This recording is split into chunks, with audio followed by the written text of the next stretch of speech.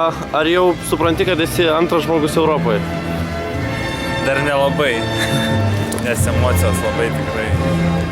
Esi patenkintas, ar ne šią pergalę? Taip. Pradžia buvo sunki, tos 2 klaidos, ar nebuvo įtampos? Buvo labai įtampos, tai ištraukiau iš to lietuviško charakterio jėgos, nes vėjas buvo labai didelis, kai taliojasi iš tos pusės, man priešinis stojo gaudavosi, tai sunku būdavo, išbėgdavau ir nedabėgdavau, tai iš jėgos tos, o po to jau pristaikiau prie tos sąlygų. Būtent kitas paskutinis šuolis buvo, ar galvoji, kad viską gali paskutinis šuolis lemti, vienas šuolis ir pasėti Europos čempionas? Ar taip, galvojau. Buvo papildomai įtampa, ar nebuvo? Buvo, labai, bet jau ir sezon best buvo padarytas ir personal, asmeninis rekordas.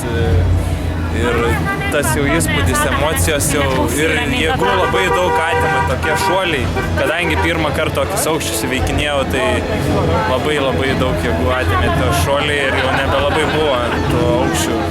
Stadiono pranešėjas vienu metu sakė, kad tu tiesiog netiki savo šuoliais. Ar taip ir buvo?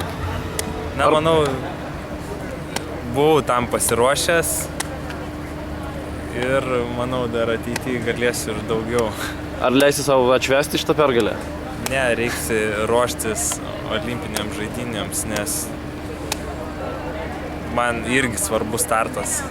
Tai olimpiadai matyt reikės tą vieną laiptelį aukščiau, ar ne, palipti? Manau, jo. Ne dėl laiptelio, bet manau, kad nors tą patį pakartočiau, būtų labai super.